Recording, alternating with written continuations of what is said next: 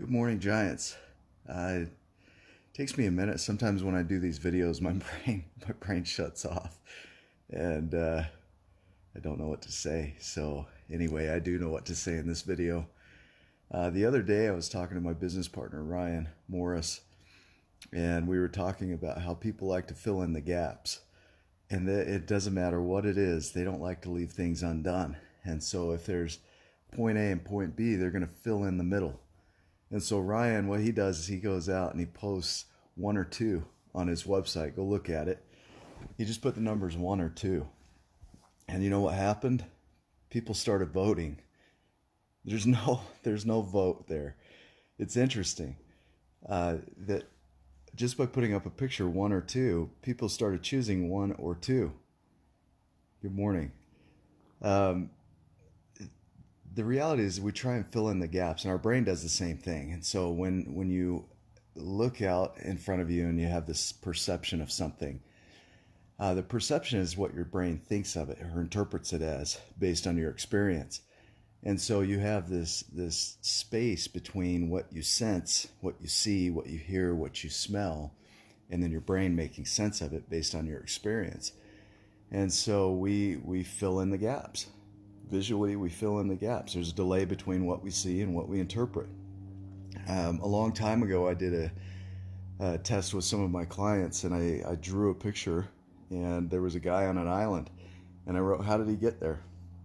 And it was amazing. People came up with stories how the guy got to the island. It's out in the middle of nowhere. There's, just surrounded by water. How did he get to the island? And think about that. How often would you try and answer that question? How did he get to the island?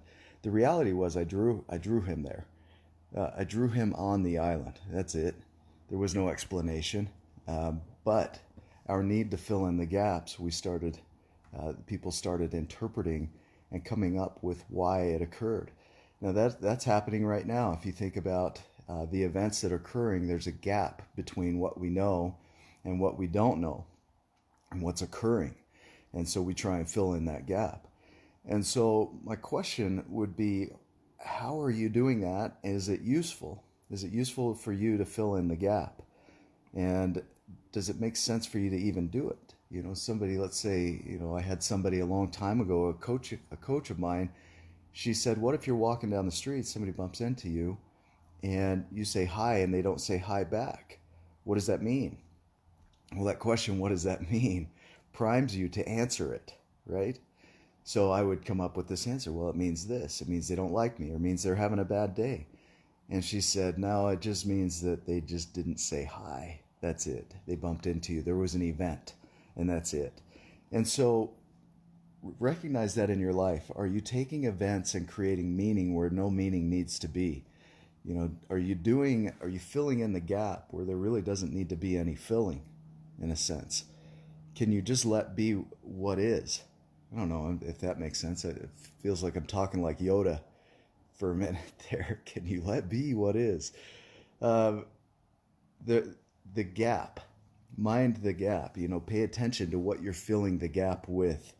And is it useful for you to fill in the gap? And there will be times that, yes, when you're trying to solve a problem and you've got where you are and where you need to be, and you've got to find a solution for that, yes, it makes sense to fill in the gap. But notice if you were asked to fill in the gap.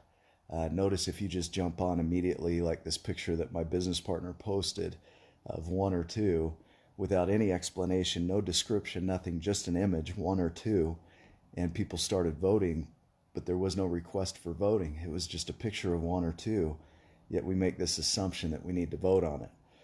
And so be clear on that. That's what we do, and we have a tendency to do. And I loved it that we were just talking about this need that humans have to fill in the gap, and then you post that, and what do? We fill in the gap. So something to be aware of. As you go throughout your life today, notice where you're filling the gap, and again, ask yourself the question, is this useful? Is this getting me to where I need to go in my life? And is it helping me to grow in the ways that I want to grow? And so hope that helps. Just an interesting thought to sit with and watch where you do that. I know I do the same thing. And hopefully you guys can make it a giant day today. It's just a beautiful day out. A lot of opportunities ahead of you. Pay attention to the small things, because it's in the small things that giant changes come about. Thank you, Stephen McGee, for that comment. Just a beautiful thing. Start with the small things. If you're overwhelmed by the big things, start with the small things and do what you can. So appreciate you guys. If you haven't read the story yet, go to giantsandsmalls.com. And remember, this Sunday, we've got Anton Gray coming on.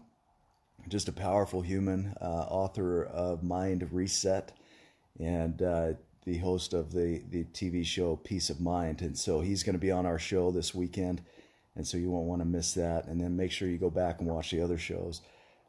Just a lot of good things happening, a lot of creation. So you guys make it a giant day. We'll see you on the next video. Have no idea what it's going to be about.